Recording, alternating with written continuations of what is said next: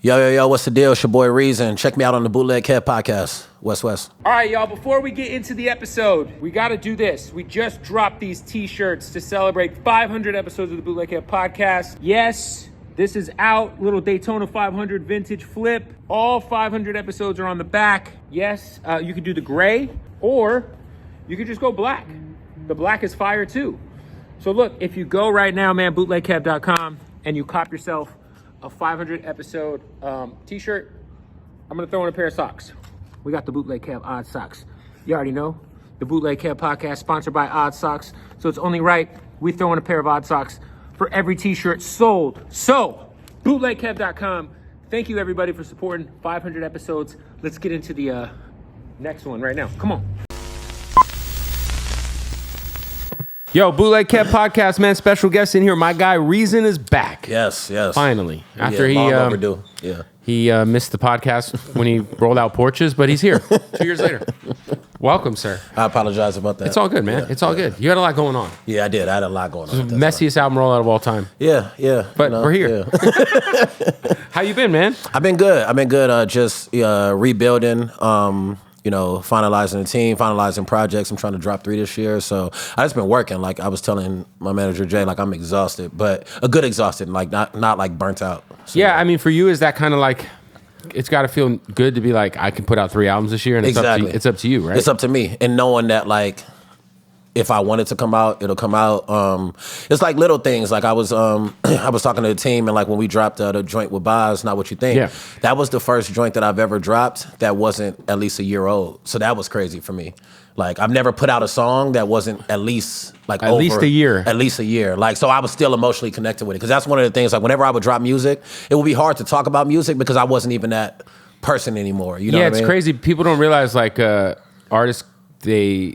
Would you call it demoitis? Is that where you like get tired of your own shit, even though the world hasn't heard it? You either get tired of your own shit, or you hear it one way so long that then when it's about to come out, the label might like make a last minute change to it, and now you hate it because you're like, no, I like the original. I like the original, but the fans don't know. But the fans don't know, or you figure out you couldn't clear the sample, you got to remake the sample, and now you hate the record, but they love it, but you hate it, and it's like, no, that's got to be refreshing, man. Yeah, no, it feels good. For you, man, so are you strictly independent? Do you got a distro situation? Like, what is like? I got like a partnership distro situation. A lot of distros came to me.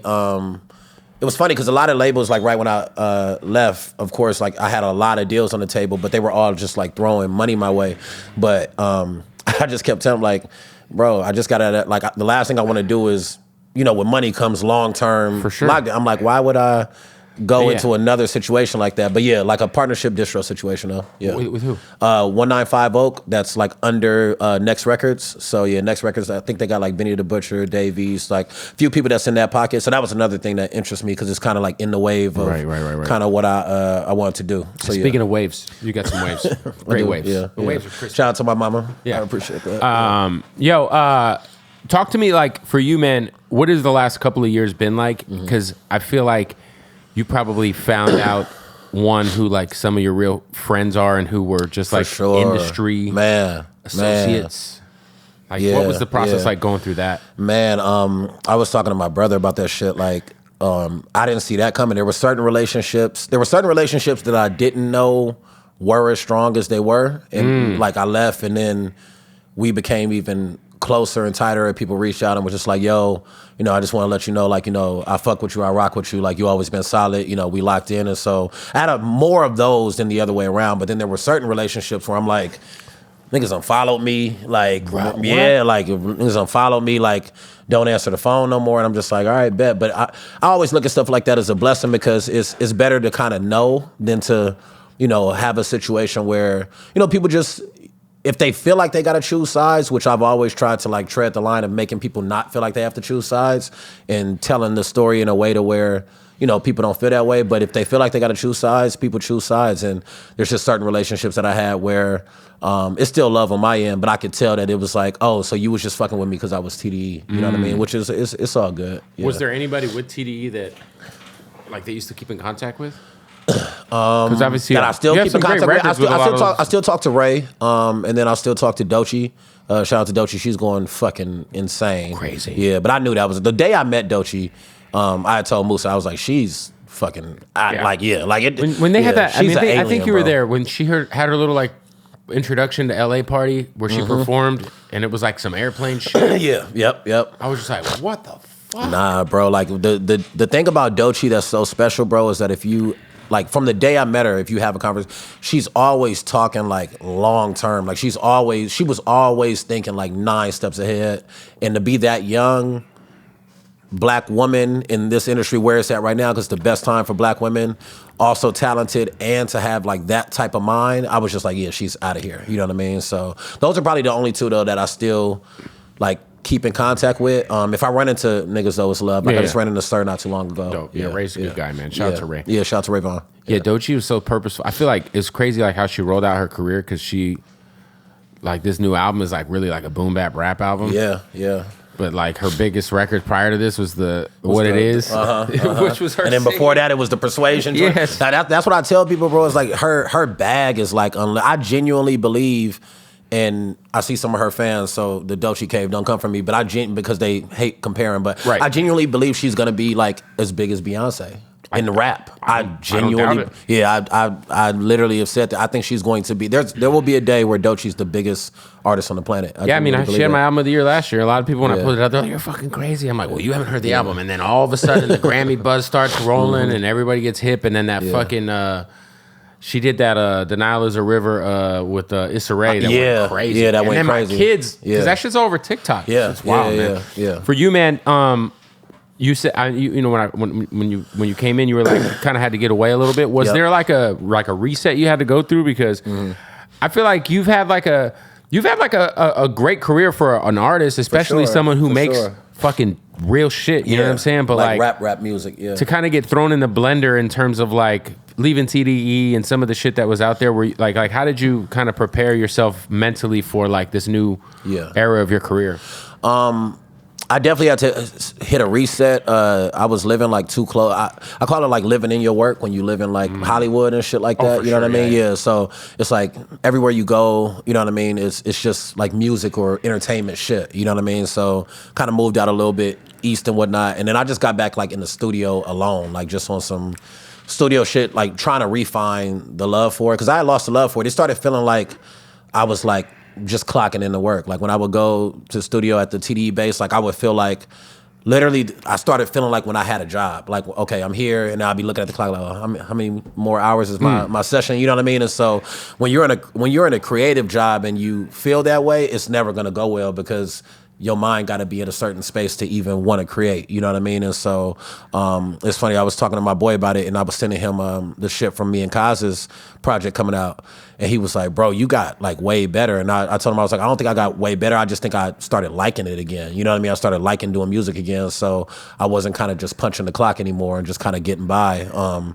If you love what you do, you're better at it. You're just better at it. You get what I'm saying? You're just better at it. And I think that, you know, that reset really helped me. I got away from, I wasn't kicking it, you know, at industry places no more. I wasn't kicking it with artists no more. I was just with the homies, you know what I mean? And then when I was in the studio, I was just with my engineer, Keitel, and we was just like throwing shit at the wall. We're not looking for a single. We're just looking to just like get shit off, you know what I mean? And so wrote out all of my feelings, the feelings that I can't, you know, necessarily talk about everything that happened, just to get those out, and then started falling back in love with it. And Yeah, I mean, that's one thing that you kind of mentioned in passing. Obviously, you and Kaz you guys had my favorite song on the Dreamville project. Thank you, I appreciate that. Yeah, I know the fans have been waiting to see what's going to happen with this for a long time. Theory of an album between you two. Yeah. Nah, it's 100% coming. It's probably a lot easier to make happen now, to be quite frank. Yeah. And Kaz has some label situations, not with Dreamville, but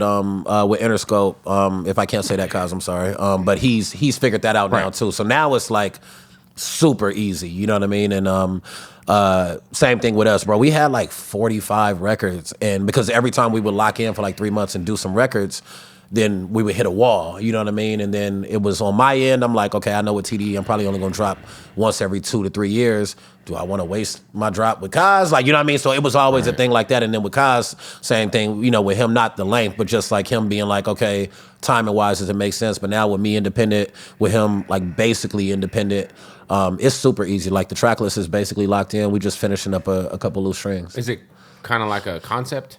Nah. We actually, it's funny because we actually like, it sounds a lot different than I think people are gonna like assume it'll sound. It's super fun. It's a lot of raps, of course, but we got like a lot of records that like, it sounds like very, very much LA. And I think that's different because me and Kaz both don't necessarily have like the typical LA sound. Right. Yeah, but it sounds very LA. And it's a fun album. Like we had a lot of fun making this shit over the years, for real. Like we got some of my favorite records I've even ever made, period, on this album. So yeah. You put Ransom and Coyote on a song together, which Fire. is so awesome and random. Yeah, and random as fuck.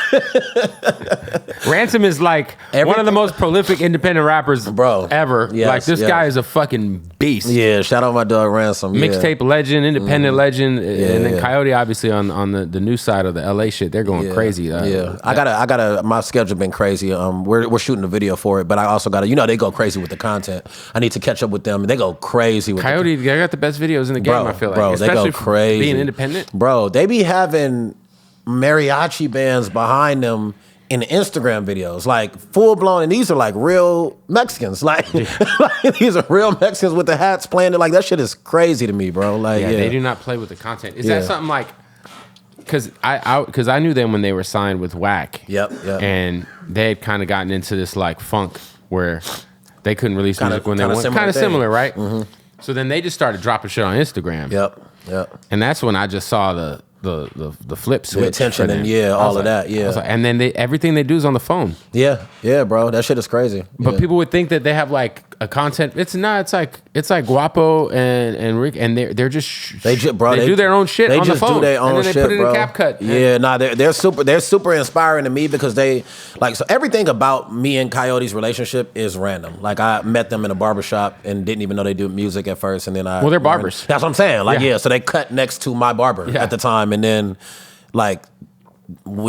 Something ended up coming up in conversation. I was like, y'all do music? And I was like, send me some shit. And then they were hard. And I'm like, all right, bet. And then I started following them on the gram and I'm seeing the video. I'm like, oh, these niggas is like crazy. So I met them like when they were still signed to Whack, but started doing the videos. And so I'm like, okay, they actually fire. So we did that record a while ago, but we did it before Porches, actually. So yeah, definitely a while ago. And I was gonna put it on Porches, but ended up holding back off of it. And then they were about to put it out, and I told them that they could, but then we talked about doing this project, so I was like, hold on. So it ended up working out. And then Ransom, I actually met him through my engineer, and I wanted another rapper on it. I don't know why, it just felt like a posse cut. Right. And so, yeah, but it worked though. And they verses, they smoked it. They smoked it, yeah. Are you already kind of like honed in on your album, like in terms of like, is it like kind of coming together? Or is it already done? Yeah. So it's funny. Like I know everybody's calling this one album, but this is really a mixtape. And I mean, like, not like everybody says, oh, I'm dropping a mixtape, and then it's like an album. Like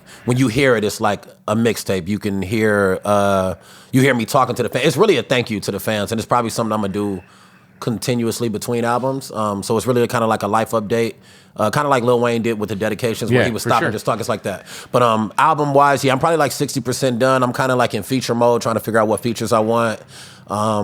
Figuring out like, okay, what do we want the singles to be? I already have a concept. And so, yeah, I'm probably like 60, 65% done, but that won't come out that'll be the last project this year. So that'll be like my first independent like solo album, you know what I mean, since the split and stuff like big, that. Man. Yeah. How have the fans been? Because there are a certain amount of fans who are kind of just like cult members with TDE. For sure. Which you benefit from, obviously. Yeah, of course. Right away. Mm-hmm. But then I'm sure there's also a portion of those fans who might back up off you once you leave the label. Is that something, or have the fans been pretty solid? Honestly, the fans have been like consistent all the way throughout. Like the fans that didn't, because you know there's a wide number of TDE fans. Of course. And then there's TDE fans that they don't like any artist besides the big four, you know what I'm saying? And then there's artists that, you know, fans that they only like Isaiah Rashad or whatever. So the fans that didn't like me before, they were consistent and they still don't like me. Because when you sign with TDE, there's going to be TDE fans that don't fuck with you. It's just how it works. But the fans have been the only fans I really lost were fans that I shot myself in the foot in, but I had to do that to get out of the label deal. When the Dot and Drake beef started, I felt like Top and them were kind of like dragging their feet a little bit. I don't think purposely, I just think they had a lot of shit going on. And I knew that if I kind of like sparked a fire a little bit, that they'd be like, we got to separate from this. So I kind of like started tweeting shit on the side of Drake purposely because I saw how so there's fans that hate me for that, and what was the main tweet that fans hated you for? They hated me when I do remember you saying shit, and I was just like, you're just like, this is crazy, but I was purposely doing it. So I was talking to my boy LT, and he was like, bro, you got to turn it up if you want to get out of here in this year. Like, this is gonna drag. Like, I know how, because he's a lawyer, he does contracts. He's like, I know how this shit works, bro. This should have taken 2.5 years, unless you turn it up. So I tweeted, it was right after Push-Ups dropped. I tweeted like, y'all hating this beat switch up is fire. And then I like let it sit for like 10 minutes and deleted it. It went crazy. And then, you know what I mean? And I still had the reason TDE, so it looked like insane. Right. It looked like super crazy. So I tweeted that. And then I also, I had a rap radar that I did. I mean, not a rap radar, the green room. Why am I on the radar? On the radar, yeah. I had on the radar that I did over a Drake beat, but this was before the beef even started. Oh, wow. And so they hit me. They're like, yo, we was about to drop it, but we don't want to, damage your situation. Should we hold it? Run that shit. Run it. Run it. Let's do it. Like, run it. And so that had like 5 million views on Twitter, and it was like mixed reviews. Like, some people like, this nigga gassed and this shit fire, don't matter. Then the other people like, why the fuck he rapping up? Because, fans think you recorded it today. Sure. You know what I mean? So if it drops today, you recorded it today. And so we did that, and then that went viral and kind of ran it. So I just knew it was sensitive times, and I knew business-wise it would make the most sense for them to separate from me at that point. You know what I mean? And that shit worked. Like a month later, I was gone. Expeditiously. It was fast. It was fast. It was like a month later. It was like, yo, it's done. So paperwork was in my email. I feel like when, like, not to take it back too far, but were you purposely, when you had the issue, like the whole back on Figg situation with Musa, and that obviously went viral and was crazy. Yeah. Was that also on purpose? No. Or was that just like you just like... That was like, to be honest with you, and so the accountability I take, and I know that nobody else in that situation takes accountability, but that's okay. But the accountability I take is that I never watched anything in that podcast world, so I wasn't familiar with how they do things. I just knew, like, I didn't even know MacWap was going to be there. Like, I thought I was doing a podcast with AD and T-Rail. So I had hit AD in his DMs, and he was like, bet, let's do it Monday. And then I text AD, he didn't answer. So I just hit up T-Rail. I didn't really know T-Rail like that, but I assumed that they were doing it together. So I hit up T-Rail, and T-Rail was like, bet, like, you good for Monday, come Monday. Not knowing that there's two different... AD has his thing, and Exactly. So when MacWap walked in the room, I just thought he was pulling up to kick it. And then when he sat down, I'm like, oh shit, like, AD's not gonna be here. What's going on? Yeah, exactly. And then I was drinking Herradura, and then and so for me, it wasn't on purpose, but I thought that it was a safe space because T-Rail's Q's best friend, MacWap is Q's DJ. I'm thinking we in a TDE space, and we're never gonna the last place we're gonna get into this type of situation is a TDE podcast. Like, if anything, we're gonna be protected. You get what I'm saying? Like, so usually when I do interviews or sit downs and whatnot, I'm very aware of what's going on, and so that's the accountability I take. I just wasn't aware, and they started off the pod with like, why you dropping out of nowhere? You ain't had no promotion. And so I already been drinking, and so it kind of, you know what I mean? Like, it just spiraled or whatever. And I didn't have my antennas up. You know what I mean? I didn't read the room, you know what I mean, good enough. And then it spiraled. But it was a tough situation to get through. But I tell people all the time that was the biggest blessing, because I don't think I would have gotten out of my contract without that going so specific. Public. You know what I mean? That was crazy. Yeah, it was insane. Once they had Musa on, I was like, oh, wait, Yeah. Nah, it went left. And that's the thing is, and mind you, I'm intoxicated the entire show. Right. So you gotta like put yourself in my shoes, but I've taken like 8, like I could drink, but I've taken like 8 shots at this time. You get what I'm saying? So when it all goes left, like only thing I knew how to handle it the best way is to just kind of like shut up. You know what I mean? Like as much as I could. You know, I went back and forth with him a little bit, but I didn't want to crash out because the way I would have crashed out off of liquor would have been like way worse. You know what I mean? Yeah, So, it's interesting because that I guess like with the streaming dynamic, it's all live. Yeah, so you can't even fix it. You get Right. it ain't even like you can Like, yo, hey man, let's not like, release oh, that. let's not. Yeah, let's just skip to 40 minutes. That 40 minutes. Let's just it was live, and so I'm there. I'm seeing the chat go like it was a lot. You know what I mean? It was going crazy, but it wasn't as like, to be honest with you.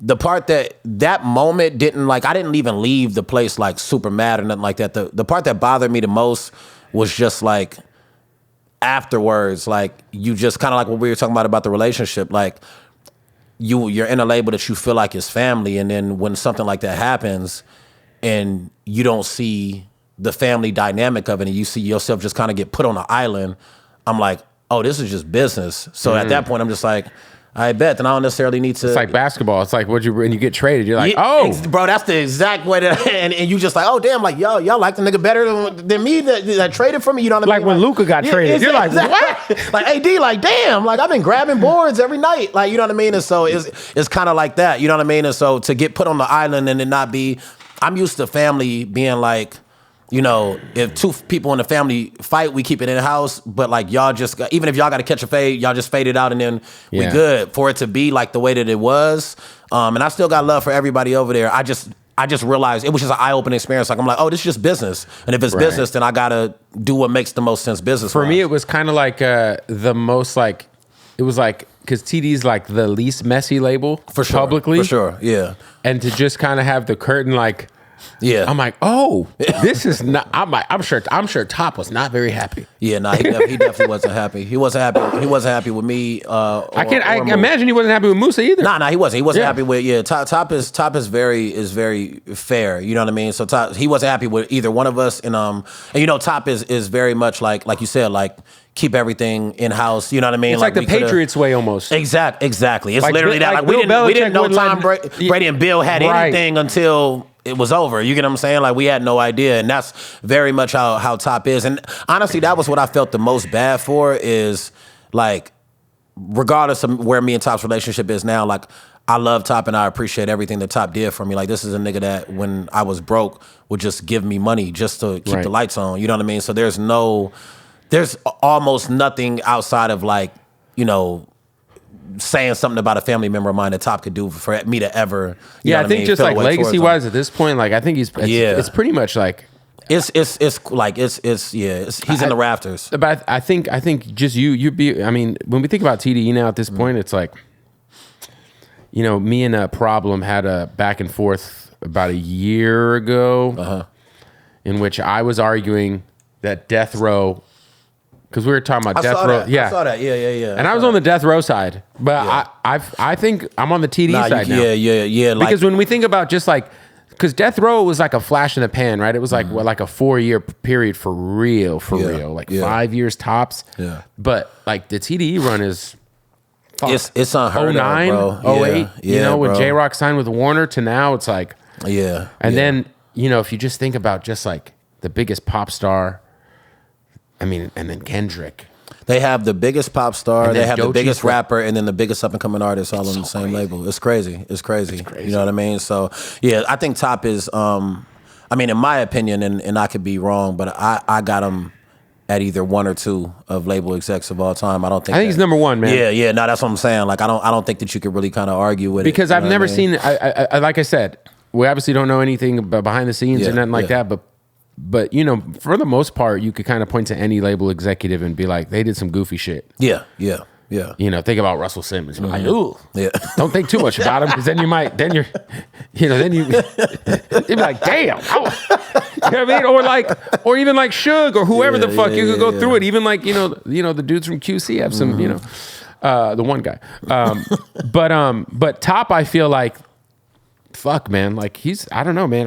And then just like the one thing about Top I appreciate is he signs Reason, he signs Sir, he signs he builds. You don't have to have the following. Like he's confident enough that. To me, that's what separates him. Is that he has a better musical ear than people give him credit for. Like I always tell people, everything Top ever told me to do musically worked. Right. And everything that he told me to do that I didn't do, I ended up wishing I did it. You know what I mean? Like, and I mean like down to specific songs, taking lines out, switching beats, like all, switching flows. Actually, there's one song I wish I didn't listen to him, but that's like minor. But yeah, everything, like his musical ear is like crazy. You know what I mean? And so that, putting the album together, like understanding when an album, like what fits where, like he's super fire at that. And then, like you just said, like the confidence to be like, as long as the artist is dope. Yeah, that's not a thing anymore. Nobody's building nobody's bold enough to do it that way. Artist development is still happening over there. Yeah, so nobody's bold enough to do it that way, and I think that's what like completely separates them. Yo, don't forget, we got to tell you about our sponsors at MyBookie, baby. That's right, it's that time, man. Super Bowl's back. Eagles versus Chiefs. So much action to get on, and it's all going down at MyBookie. This is what I love about MyBookie, man. It's not just about picking who's going to win, the Chiefs or the Eagles. It's about all of the crazy props that MyBookie's giving you. I'm talking about everything from the coin toss to the Gatorade color at the end of the game that gets spilled, to the national anthem length. It all happens. You could bet on anything and everything at MyBookie. That's right. All right. You can sign up right now. Use the promo code Bootleg when you sign up at MyBookie for that first deposit bonus. They're going to get you hooked up. This is what I love about MyBookie too, man. Super easy to win, super easy to get paid, whether you want that cash, whether you want that credit, you want that crypto. They're making it happen for you. And man, bonuses for every type of deposit. It's amazing, man. The loyalty program, man. I've been using MyBookie for about a decade now. So many props. I think the Shore prop, let's just ride that. Saquon Barkley, anytime touchdown. And we're going to parlay that with Jalen Hurts, anytime touchdown. Because Jalen Hurts going to get that tush push. Certain point of time in that game, the tush push is going to go down for the tutty. Combine them. Do a nice little two leg joint. You know what I'm saying? Or go 1-1. And I do think it's crazy that the Chiefs are only favored, I think, by 1.5, 2 points. You got to ride the Chiefs. You got to ride Patty Mahomes in the Super Bowl. It's just what he does. I know we can't stand the Chiefs for the most part, but it's Patrick Mahomes in the Super Bowl. All right, look, go to MyBookie, get in on the action right now. Use that promo code Bootleg for that first deposit bonus. It all goes down, man. Bet anything, anytime, anywhere, only with MyBookie. Also want to give a shout out to our family over at Blue Chew, baby. That's right. A lot of people asking, does Blue Chew work? Find out for yourself. Get a month supply for free. Go to BlueChew.com right now. Sign up. Get that month supply for free, $99. All you got to do is pay $5 in shipping. Now, what is Blue Chew? Man, this is the best part about it. It's definitely for your erectile dysfunction. It's definitely if you want to have the best sex of your life. It's definitely if your dick wants to be harder than it's ever been in, your existence. Nothing like that Blue Chew boner. Yeah, right? So look, active ingredient as Viagra and Cialis, but it's in a chewable form. And you don't have to go into a doctor's office for these Blue Chews. All you got to do is sign up online. It's all handled on the internet, and it's delivered right to your doorstep in a nice, discreet package. And your package will be packing. It's going to be as hard as fucking, college arithmetic. Yeah, it's going to be fucking rocked up, all right? So if you want to get that Blue Chew Kraken, man, try it for free for a month right now. Just pay $5 shipping, go to BlueChew.com ASAP. Let's get back to the interview. I feel like a lot of people don't understand like the like long trip to SZA's Control was. Mm-hmm. Yeah. Like SZA's Control came out in 2017, but like there was this huge like thing about her not dropping music and look now, she did the Super Bowl. That's a fact. And they're doing stadiums. And it's crazy. We got to talk about the beef since you brought it up. Yeah. Worst L than Ja Rule? Is it a bigger L than Ja Rule? I think it's too early to say because Ja's career. I hate even saying this on camera. Because Ja Rule became a verb. Yeah. And people said, yo, you Ja Ruled me. He became a verb and his career was essentially just over. You know what I mean? And so I think it's too early to call it because we don't know if Drake's career is over. I think that if Drake's career is over, which I don't think will happen, to be honest. I think he's too big. I think he's too big. That's what I'm trying to say. So I think no matter what, Drake will have a place. Exactly. And have a certain level of success. Exactly. Right? Exactly. But I think it's an example of like when the people choose. Like for me, I personally hate the beef, and I only hate the beef because to me this had a potential to be like the most like entertaining beef from like a rap perspective. Like I thought that they I think could've- it was. See, I don't view it that once it got too messy for me, it was like it was hard for me to like. Which rap beefs aren't messy? Not messy like that though. Like when we start talking about like hitting your significant other and pedophilia, I agree. Like to me, it crossed a line where I feel nasty. You know what I mean? Like, But listen, the Nas and Jay-Z beef got extremely nasty. but not pedophilia. Jay-Z and said he left domestic a dirty violence. condom on Nas's child's baby seat. Yeah, but fucking your bitch is always gonna be in rap. Like that's like a thing that's been in rap since the history. You know what I mean? Since the beginning of the time. Like to me, that's not that crazy. And I don't even mean on both ends. Like, Well, listen, yeah. on Euphoria, he kind of told him, like, No, for sure. Like at the end of the day, don't fuck around and find out. Exactly. At the end of the day, like, you know, everything that happened for a reason, no pun intended. But I wanted to see them like from a pen standpoint, I wanted to see them go back and forth like more. And I feel like it got so messy that it was like neither side could like go anywhere else. There's You know what I'm saying? there's Like, never any coming back from it. and that's what I'm trying to say. It's like I like there's never going to be a point in time where they cool and like I wanted to see them Yeah, that's go at never it gonna happen. and then be like, yo, there won't be the good Nas fade, Jay-Z like let's do summer a record. jam. Yeah, that's never exactly. happened. And so that's never gonna happen. And so that's the only part about it that I would, if I could like be the constructor of how it happened, I would want that just because I'm a fan of both. You know what I mean? And I think that now we're at a point just in the industry where like everybody. It just feel nasty. Like, everybody has to choose a side, and when we're in that space, to me, we're not like allowing like honesty and authenticity to live. Like you can't be in a space of choosing sides and have honesty in it. You can't be in a space of choosing sides and have authenticity in it because you have to just stand where you're at. Like, you know what I'm saying? And we look at it like Maul's my guy, but he's all the way on this end. It's fucking ridiculous. Maul's wild. And then Joe's my guy, but he's all the way on this end. It's ridiculous. You know what I mean? And so there is no space to be completely, you know what I mean, unbiased and authentic. By the way, if you just followed me on Twitter, you would think I was the West Coast Maul, but for Kendrick. You've been going crazy. It's so much. The funnest thing in the world on Twitter for me to do right now is to just throw some red meat to the OV hoes. I just bait them. Yeah, I'll throw a tweet out there and I'll just let it go. You just watch it. It just takes on a life of its own. It's like these are real people. Yeah, bro. Like these Drake fans, they're like their entire profile is dedicated to this man, and then they're gonna tweet me about not getting pussy. Like I don't even know what you look like. It's all Drake crazy, bro. pictures. Like, and then do you know anybody in real life that's like that? No. No, actually, I have a friend. I'm about to say who has an OVO tattoo, and that's crazy. And I've been making fun of him for 10 years. Yeah, for that's it. crazy. But Shout out now to it's like, yeah. Shout out to DJ yours truly. I'm like, bro, you got a fucking OVO owl on your shoulder? The fuck? But there's people with those. So that's what I'm about to say. So I don't know a lot of people like that, but when you meet it, when you are cool with somebody, and then it's like that, it's like, yo, bro, it's just us here. Like we can talk, like you know what I'm saying. Like we can have a conversation. You know what I mean? Like, and that's on both sides. Like I know a couple people that's like that on Drake's end, and I know, you know, of course, because I was with TDE. I know a lot of people that like that on Dot's end. And it just makes like barbershop talk not as fun no more. Like, yeah, I mean, I think if it's like you're either Maul or you're me. Yeah, I mean, like I'll say this about Drake. Like obviously Drake's one of the greatest rappers of all time. for sure. Biggest hit maker ever. For sure, without a doubt. I think that I've always been pretty critical of Drake, for sure, over the years. Mm-hmm. There was always something holding me back from like me putting him above like a few guys. Mm-hmm.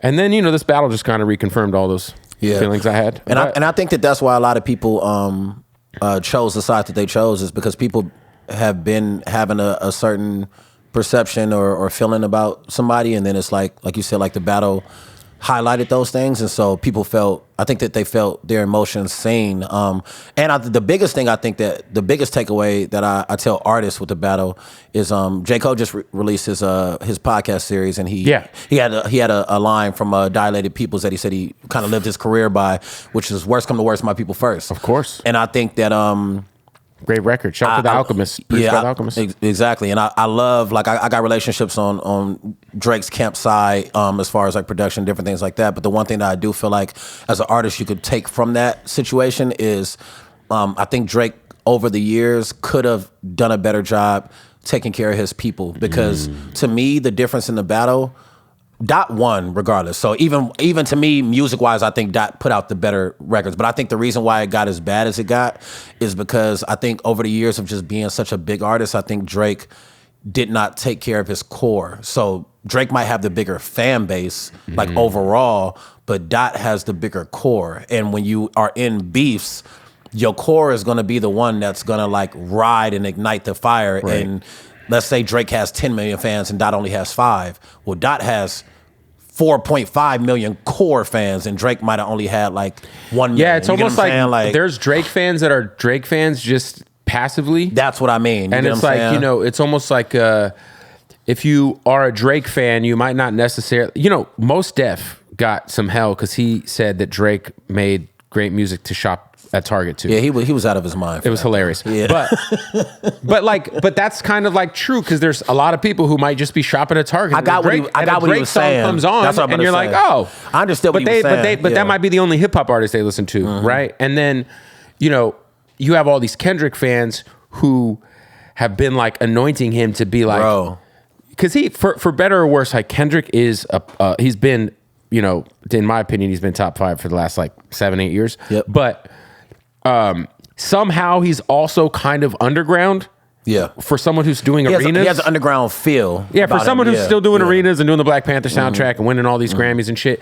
But it's art first. He's found a way to keep his feel underground. Right, even it's though art first always with Kendrick. Exactly, so it's like if he does an entire album like Mr. Brown, The Big Steppers, and it's about like therapy and like looking in the mirror in like this crazy way, and like most people don't get it. But the fans who do get it are like, y'all know how crazy this shit is? Yeah. And this battle, the way all these like YouTubers and TikTokers broke down every single little thing, everybody was like, this guy is surgical. And it's like, well, he's always been surgical. He's always been that way. He's always been that way. Now it's just, you're just seeing him surgically like pick another human being apart. And like, even with and the fans are having a reason to like spread it even more. You know what I mean? Because of the stage that it's on. Well, now it's like he's I mean, I think this is the biggest run we've ever seen an artist go on. He's got 100 million listeners on Spotify, which I mean, before 2 weeks in a row. Last week he was the first rapper to ever get 90 million listeners in a month. Yeah. This week he's the first rapper to get 100 million listeners in a month. And then, you know, Drake, and this the thing about Drake is like Drake's just, I mean, alien level talented, right? But then he puts out this Party Next Door album, and it sounds like AI. There's just no feeling in it. It's like, I don't know. Am I tripping? There's a couple of songs. Give Me a Hug. I like the Nokia record. I like the Nokia record. I like Give Me a Hug. I like Spider-Man and Superman. I personally like the album because I knew coming up, like I didn't have. It felt like a bunch of throwaways from like 2013. That's. I mean, I don't necessarily like agree, but I can understand why you're saying that, if you know what I mean. But I like it because I knew what it was for. Like I knew before it came out, I put it in the box of like the Honestly Nevermind, which I actually thought was. No, I like Honestly Nevermind. That shit was hard. Yeah, I thought it was fire too. That's what I'm saying. Like, so I put it in that box, and so I didn't come into listening to it. I think it's the worst Drake album ever. Because I think Honestly Nevermind's better. And you think I think it's the worst Drake album ever, and I think that's the problem when you're Drake and you're like, yo, if you're gonna come out with the slow jams on Valentine's Day, dog, you're capable of making Marvin's Room full. Like, nah, that's real. What have you been doing the last 8 months? Crying? Yeah. Nah, I feel that. You should have. I was expecting like, oh, Drake's coming with like the hardest R&B shit we've heard from him ever, because this is his first release for real. So. See, but do you feel like that is affecting the way that you see the album, though? Because I didn't view it in that way. I listened to it twice. Like, I didn't view it like, this is going to be the hardest R&B. You get what I'm saying? Threw it on with my wife in the car. And 3 songs in, she was like, this is new Drake? This sucks. Jesus Christ. And I was like, yeah. Valentine's Day night, we're leaving dinner. I'm like, oh, the new Drake came out. Let's throw it on. She's like, this is new? I'm like, yeah. Like Mothballs is terrible. The CN shit. That shit's all other shit. I tried. I give you. This the thing. Knowing you, I give you credit for putting it on, because that's like kind of like against. You know what I mean? I'm allowed. This thing that you've been building. It's weird because I actually like. I enjoy a lot of Drake music over the years. Of course. I just for me, it's like, I don't know, man. I just feel dirty putting it on now. It's weird. Even though like I love, dude, like nothing was the same as a fucking. And I always say this because people will get on my head because I say Drake doesn't have a consensus hip hop classic, and what I mean by that is if you put like 100 of like the top hip hop heads, journalists in a room. If you ain't getting 95% of them motherfuckers to say that's a classic, it's not a classic. Like a Good Kid, Mad City or Doggy Style. Now, to me, Drake's got like 3 classics. I think I got him at 4. To me. Yeah, to me. Like personally, I got him at 4 classics. I think the first not the first mixtape. Well, if we count that, I got him at 5. If we count So Far Gone, I got So Far Gone. I got Take Care and Nothing Was the Same. I know a lot of people like if you're reading this, it's too late. Yep, that's a classic to me. I just can't get over the fact that I heard the fucking references. You know? I feel that. I can respect that 100%. Yeah, I can respect that 100%. But those are to me the 3 that I'm like, yo, Drake's. So I'm not like listen, I'm a hater, but I'll be honest, like I love all 3 of those out. Like, yeah. For me, Far Gone's bro. So Far Gone made me like. I think so. That's what I'm about to say. I think So Far Gone is the consensus classic that you were talking about. I don't see you getting in the room with hip hop heads and them saying So Far Gone's not a classic. Fair point. But for me, I got So Far Gone, Take Care, Nothing Was the Same. I do have If You Reading This, It's Too Late, and I got the Future joint, What a Time to Be Alive. For me, how I judge classics is different though. I judge it where if you can just put it on and let it play and not have to press skip, and that doesn't mean that there's no song you don't like. It just means that you never get to a point to where you feel obligated. Yeah, What a Time to Be Alive had. That was a crazy, especially in the clubs, bro. clubs. And so I judge it off of that. I judge it off of impact, which is why I always say now, like, there's no such thing as like there's gonna be no new artist that can put out classics anymore because of impact. Because the game is so convoluted that unless you're like a huge artist or about to be huge, I think it's really hard to put out an impact. Like I think Doechii put out. I was about to say I think Doechii put out a classic, but I'm saying like you have to have that level of impact. So if you're an artist that just can't make an impact in that way, it doesn't matter how good the music is. It's going to be hard. I think it's hard, man, because like at the end of the day, like you said, there's just so much. There's just so much shit, and it's not even just music. It's it's almost like movies, it's podcasts, right. it's everything. You know what I mean? Like Shannon Sharp was having sex on the internet that lasted for 2 days. Like. When it wasn't so much shit going on, we would have been talking about that for weeks. We talked about that for maybe 36 hours. We're in this like weird media space where these streamers, like a kid like Aiden Ross, like people, like his opinion on hip hop, people reach out and care. Matters. But he's not. He doesn't know anything about hip hop. Mm-hmm. I love Kai Cenat to death. I think everything Kai Cenat is doing is fucking phenomenal.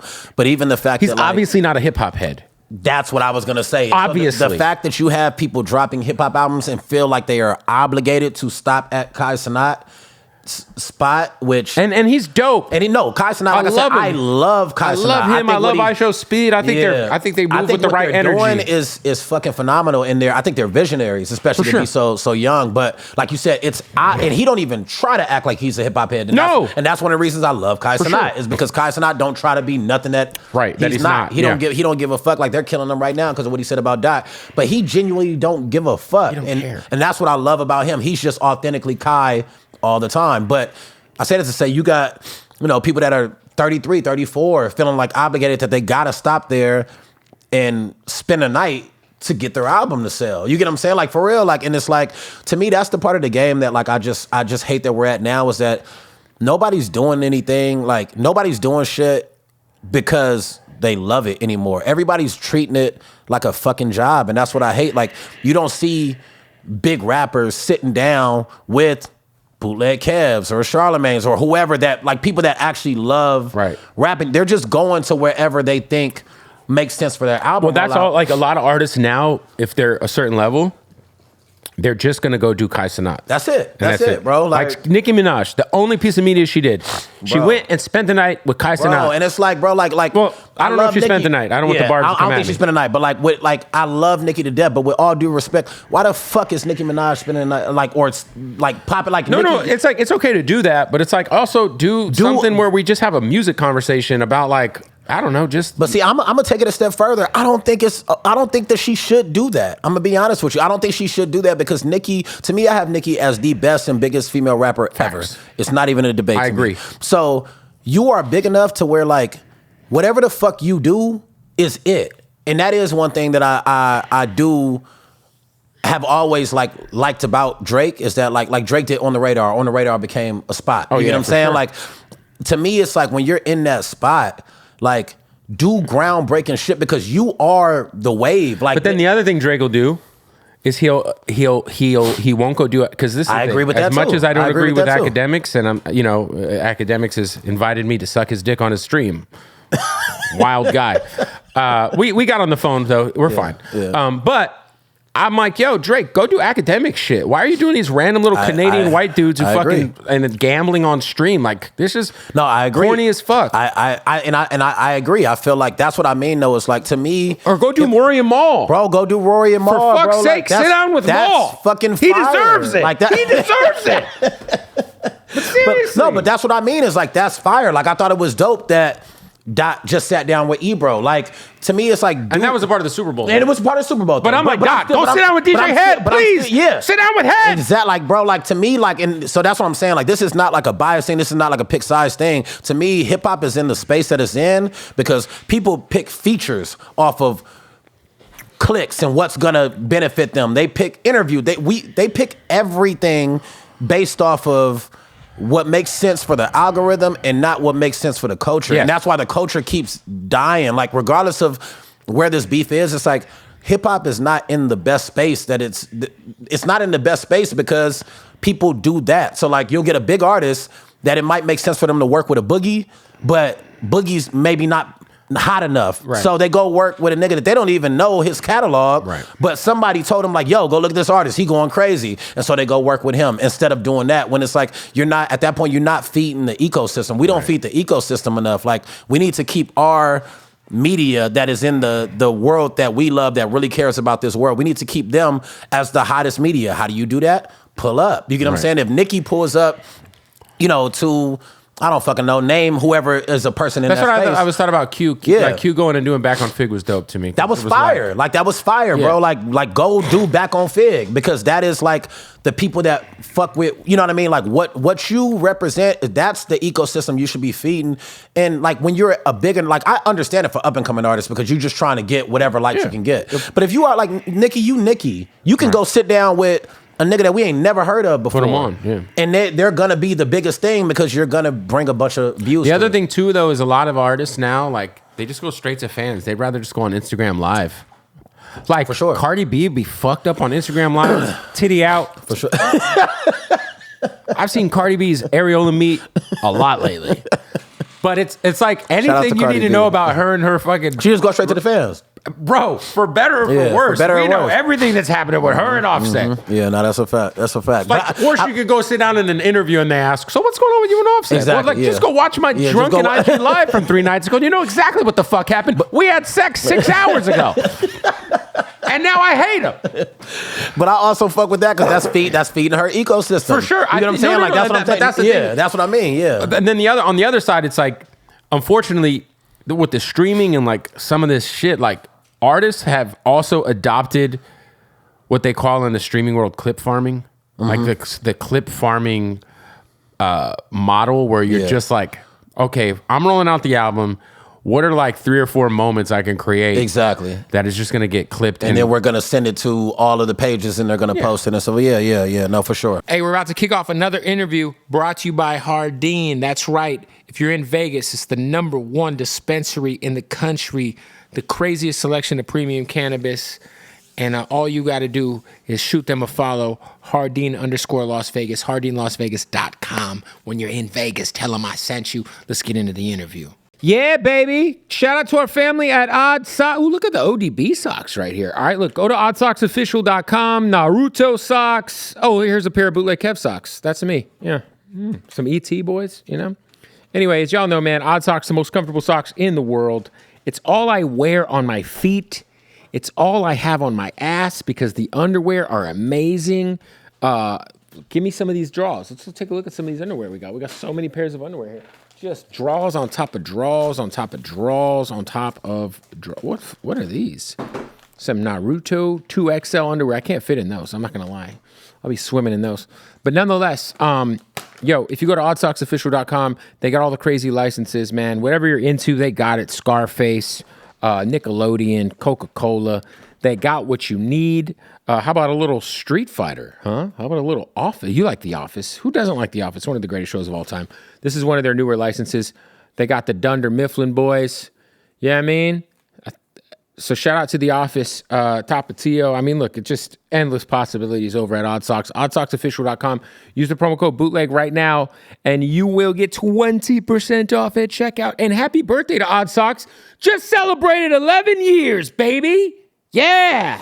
Congrats to Odd Socks. Let's get back to the interview. We'll see. I mean, that's why I think like the one thing with the Kendrick thing and like Doechii winning Best New Artist Best Hip Hop Album. She got robbed for Best New Artist. Fuck listens to Chappelle Room. Yeah, I didn't even know who that was, to be honest with you. Anyway, but I think it's like promising. We'll see. You know, we'll see, man. But yeah, I'm hopeful. But yeah, the ecosystem of media it's just becoming a lot, dude. Bro, the ecosystem of media. And I'm not even hating on anybody. I love, like you said, I love speed. But there's always like the Playboy Max guy.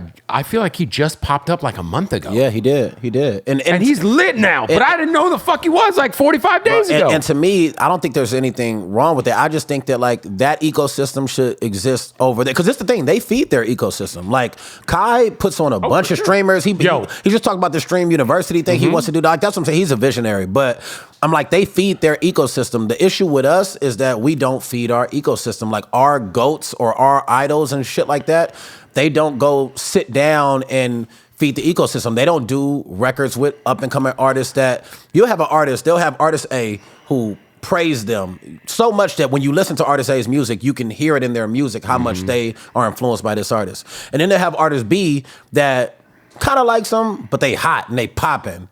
And then they'll just go do a feature with artist B, which is like, that's cool and it's gonna help you, but it's not gonna help the ecosystem, because if you do it with artist A, they're gonna get bigger and then they're going to A, praise you for doing that and putting them in a bigger light, but then also B, they're gonna then feed the ecosystem because now they're bigger, so now they can do bigger features with other people. Yeah, so, I think, I think back to the Drake Rap Radar interview a few years ago, and I think like it would be, if artists of that caliber, every few years, just did one of those sit downs, not necessarily with Elliot, bro. Just with someone who is aware of. Just pick one. Yeah, right? Like literally, if you could put them in dice and roll the fucking dice out, and just pick one, bro, and it'll keep our, you know what I mean, like ecosystem in that space. Random tidbit: J. Cole stepping out, probably best decision ever, right? He got a lot of hell. He got a lot of hell at the time. Hey, when you talk about visionaries, visionary. He said, "I want no part of this." Hey man, everybody knows this. That's a Reason fan. Like I'm a diehard Cole fan. That is my GOAT. Like of the big three. I was hot when I figured it. When I heard it while I was on stage. Actually, I was on stage and I talked to the crowd a lot while I'm performing. And somebody in the crowd told me like, J. Cole just apologized because I made a joke about the beef. And right when I got off stage, I looked. I'm like, oh my god, my heart was hurt. But hindsight, you talk about 2020. Like I saw oh Punch. My god, I saw bro. Punch maybe like 3 or 4 days before that, and I was like, hey, this is before Push Ups came out. Yeah. I was like, hey, Drake don't want to smoke, but Cole. Yeah, he's one of them. Cole that would have been a fire battle, though. That would have been a fire battle. Then I'm like, I told him, I said, hey, but dude, Dreamville Fest is coming. Like, there's a lot of, like, Q was on it, SZA was on it. I was like, what's going to happen? Like, this is weird, you know? And he's like, dude, I don't know. I genuinely think Dot was supposed to be at that Dreamville Fest. I genuinely believe that. I'm glad, man, because, you know, there's this version of a Kendrick and Cole album that was started that we'll never hear, you know, but those two guys to me were always like, you know. For sure. The guys, you know? Yeah. Any idea when your mixtape is going to, you said before the end of the year? No, so this mixtape is dropping on the 28th. Okay. So but the album. But the album, my bad. Album, I'm aiming for third quarter. I'm kind of tired of all of my projects have dropped in third quarter, and then when we toured Porches, it was like freezing cold. For sure. And so I want to drop third quarter, but I also kind of like maybe I should wait till fourth. That way I can tour it like maybe like March, April-ish, and it won't be as cold. So it'll probably end up like leaning towards fourth quarter. Who all's on the tape besides obviously who we've seen? On the mixtape or 28th. 28th. This dope up and coming artist Ben Riley. I want to say Ben Riley's fire. He's freestyled on my show. Fire, bro. He's like sick. fire. Shout out to the group chat. We got a group chat with And I apologize if I miss anybody, but me, Ben Riley, Deontay Hitchcock, Chris Patrick. Hitchcock is so bro. This fire. group chat is so fucking fire, God. bro. Azar, Deontay Hitchcock is like Seti Hendricks. Like it's just a bunch of Shout out to fire, Seti, yeah. bunch of fire niggas in the group chat. So that's how I met Ben. But Ben, we got a record that we flipped. We made your sample by Kanye. Oh. Super fire. And he does have a better verse than me. I'm gonna just put that out there. He's right so now. cold. He's super crazy. So Ben Riley. Of course, you know, the Coyotes, Ransom, Boss, Hit Boy got a verse. It's funny because people saw it and they thought it was production, but I've been a big Hit Boy rap fan for sure. a long time. So shout out to him and Surf Club. He's on there. I feel like Coda the Friend, and Coda the Friend is on there. dope, Yeah, he's on actually my favorite song on the project. Okay. Coda is. So yeah, You still hooping a lot? I have been. For the last like month I haven't because I've been too busy. But that's been like my love. We just won our championship, the Adult League championship. So I take that very seriously. And I got most improved because the first season I was so bad in coming off of just being drunk all the time that the second season I had nowhere to go but up. So you played. I played in college. Yeah. Did the racist college coach ever find out that you clowned him? I don't There know. were so many people in I the know. comments putting shit together. Bro, they put it together too. They like I saw like they found it. Like, this is the coach. It has to They be this found guy. it, bro. They found it, but I don't know if he ever did because I never talked to him. But my assistant coach did hit me and was like, "Bro, you're crazy for saying that." But I understand. you. But I understand why you did it. He was like, "Bro, like that." He was like, "The way you were treated over there was fucking nasty." So yeah, You excited about Luka?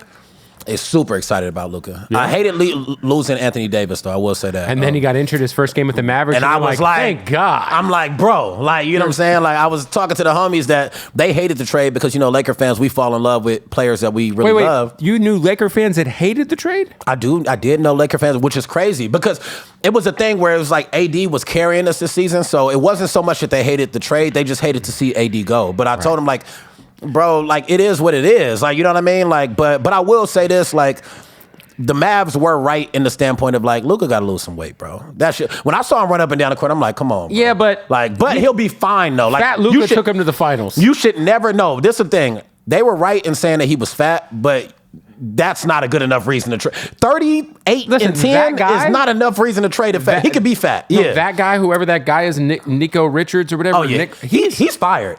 He's not gonna be here long, bro. I can promise you. I'm glad I'm not a Mavericks fan because I'm a Bro. Suns fan. I'm tortured, but if that would have Bro. happened, I might have been in that. I would, they say he's getting death threats. Yeah. I would have been in those threats. Honestly, the fans is better than me because to me as a fan base, you supposed to boycott games until they fire. I them. would've- You supposed to boycott. You supposed to be outside the arena. You supposed to hit them where they hurt in their pockets and not buy no tickets That next until game Nico should was have been gone. Just quiet. It should have been quiet. Yeah. Like when I saw the game and saw how many people was there, I was like, oh, y'all not serious about this shit. If they would have traded Kobe, nigga, if they would have traded Kobe, it wouldn't have been But it ain't nobody even like in that. Kobe. It's like if they would have traded Kobe when he was 37, When he was- maybe you'd have been like, yeah. Yeah. But if you imagine trading Kobe number 8, Bro, after he took his team to the finals. Like, you trade that Kobe, bro, the Staples Center would have been dry. Outside, it would have been cracking. well, in LA there would have been a riot. Yeah, like They would have set some cars on fire. 1,000%. Like, For sure. So I'm like, the Mavs fans, they clearly don't take their team serious enough because trading Luka, y'all supposed to be you supposed to be demanding Nico's head on a stake. Yo, once Luka got traded, I started just wrapping my head around like, yeah, damn, I guess they could trade Booker if Luka got traded. Like, Bro, anybody, nobody's off limits at this point. Like, I'm like, bro, like the Wolves could trade, AE. Like, it's like anything that could would happen. be fucking insane. Which would be insane. But- Which would be insane. Yeah. Anyway, well, listen, I think the only person who's probably untradeable for real is 2 people: Jokic, Wemby. Yeah, I agree with that. No, I agree with that wholeheartedly. Yeah, Wemby, you trade Wemby, you must have cancer, and the doctor told you had 4 months to live. So Yeah. you was just trying to like make a splash before you, sure. you get what I'm saying, before you kick the bucket or something. All good, man. So the mixtape's dropping on the 28th. Yep, mixtape's dropping on 28th. Go support. Go support, please be on the lookout. Me and Kaz will be following up pretty soon after that. Like, it won't be a large, it won't be a large gap. It'll be like, we'll probably start Early rolling summer? out around Dreamville Fest. Fire. So it'll be soon. Dreamville Fest like first week of April. And that's the so- last one, right? Yes, that's the last one. That is the last one. So this should be a very, very fun in interest in Dreamville Fest. I hope Cole drops soon. Like, I just want a Cole album, like a real album at this point. Yeah, I think unfortunately it's crazy because Might Delete This Later, like it kind of got lost in the sauce last year. It's such a great body of work though. I revisited it the other day and I'm like, bro, this is a really good project, bro. Like a really, and you know, it is. Everything got lost in the sauce though with the beef. The beef just was a tidal wave to everything. So, there it is, man. Well, I appreciate you pulling up. Reason, of course, my guy. Yes, sir. Thank you, brother. Appreciate it. Fire.